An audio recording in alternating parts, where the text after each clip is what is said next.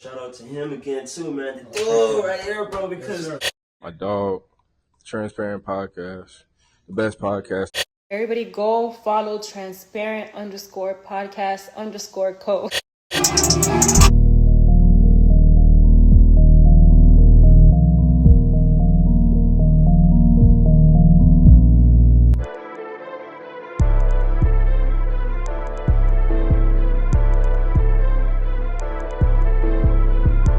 Living my best life, I mean the best life, and I hope she knows she lost the champion trophy holder.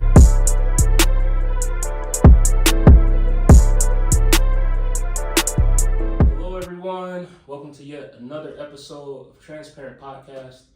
I have a very, very special guest with me today.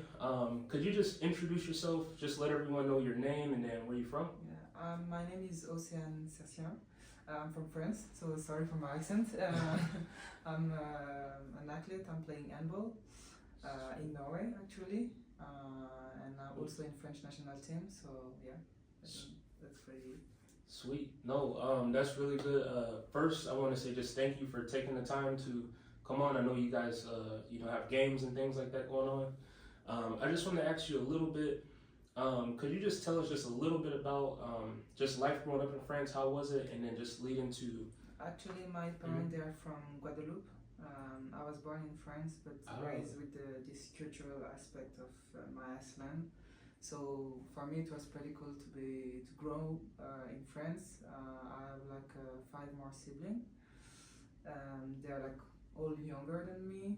So for me, it was really like, I think I was lucky to grow up in such a nice environment because I have like really supportive parents and I have like love around me. So yeah, that's what's up. And I wanted to ask you too. So how did you get into handball specifically? And like, have you just played sports your whole life, or why? Actually, sorry to cut you off. No, go ahead. I was already interested in sports. I do like athleticism before, rugby, tennis. I mean, many different sports. Wow. But at the end, I wanted to play basketball, but it was no team in my city. So my mom just advised me like, okay, maybe you should try this sport. I really didn't knew it before to try, and I guess I just fell in love.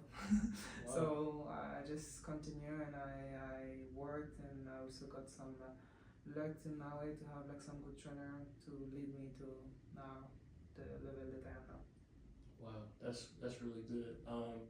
And how has it been with just always traveling on the go with the sport? Is it easy? Is it hard? Or are you kind of used to it? I think every athlete can relate it to this. What I will say now, it's like it's a lot of. I don't like to use sacrifice, but like you make sacrifice because you miss like family events, you miss like some important event, like while you are like on the road. I don't know.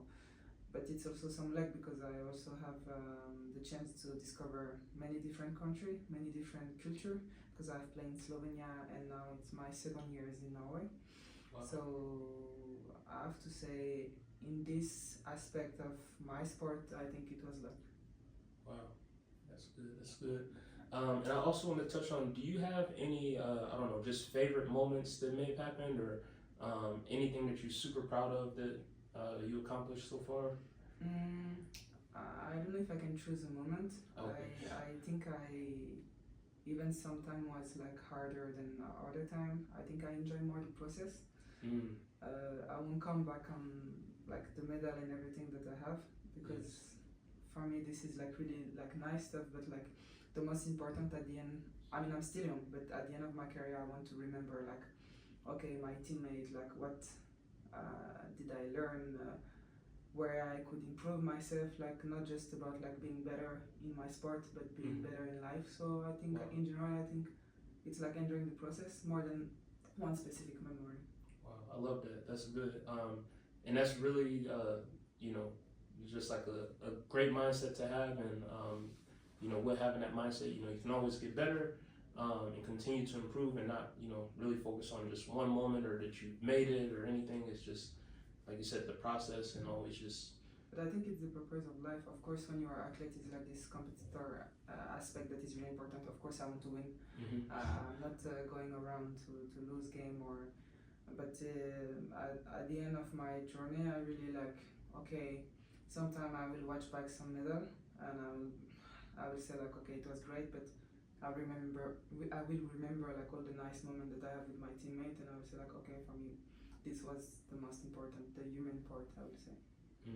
Wow, I love that. And kind of leading into that too.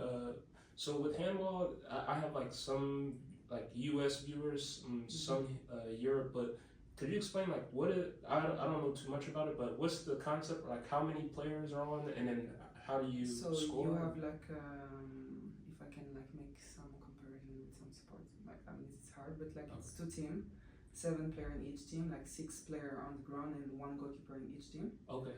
So basically, the purpose is to score as many goals as possible and to avoid the other team to score. Okay. You have like in basketball, I mean in NBA it's 3 steps. Yep. Yeah, so it's like the same in handball. You cannot make more than 3 steps if you stop dribbling, and you have like 6 person around like one zone, and they need to pass the ball to each other to score. I mean, make like this is make it like little bit like simple and basic, but it's a lot of show, and I really invite people to like just go on social media of like I don't know, EHF. It's like the Champions League Instagram EHF League. So they can see like how it's look like. I think it's really an entertaining sport. So, yes. Yeah. Wow. Yeah, I've seen just a few like clips and things like that, and I had no idea. I'm like, wow, this looks. Yeah, I mean it's a mix between like you need to be like jumping high like in volleyball. You need to, I won't say like in basketball, like I think the IQ is also really important because you have like many different systems. So it's kind of a mix between all this sport. Yes. And that's why for me make it fun and like nice to play.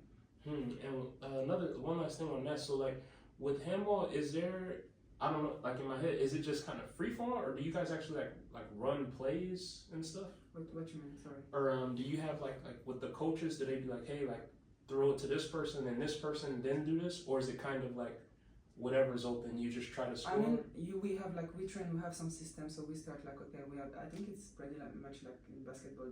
They start with some system. Okay. Of course, if it's like open, and you feel confident enough, you will take the shot, and it's kind of the same in handball, you know. Like, okay. So of course the coach like showed out some system and everything, but like when you're on the field, you are mostly free of your action. Yeah. So because there's just so much. Yeah. It's really a lot of information, and it's also a pretty physical sport. You have a lot of contact. The contact is really allowed. So yeah. Wow. I appreciate you touching on that. And then I wanted to ask, what advice would you give to, say, a woman who's trying to get into handball and trying to, like, just starting off and wanting to know, like how do you get recognized or be able to travel and play? In handball, but in sport in general, I think you need to be like really clear up there, because for me, like. Sport in the high level is not even about like, it's about your ability, but at some point everybody is good. So it's like more how long you are able to last, and how long you are like able to put effort in what you are doing. Yes. So I will say to be prepared, like to be strong, to have a strong mind, and to have fun, because when you don't have fun, for me it's no purpose. So for me it's advice. I can tell like work hard and everything, but I think it's the basic stuff that if you want to achieve something in life. Wow, yeah, that's good. Always gotta like have fun with what you do. Yeah, it's very important. That way it doesn't get like boring, or you don't kind of just get, you know. But it's also you have like, I think what is interesting in handball is like the playful spirit, in the way that okay, I still need to find a way to trick my adversary or like to beat him, you know. It's like also it's really collective sport, but it's also a lot of one-on-one. That's why I make a lot of parallel with the basketball, because it's also like collective, but you also have like one-on-one isolation. So yeah, I think it's like that in this way. Okay, sweet.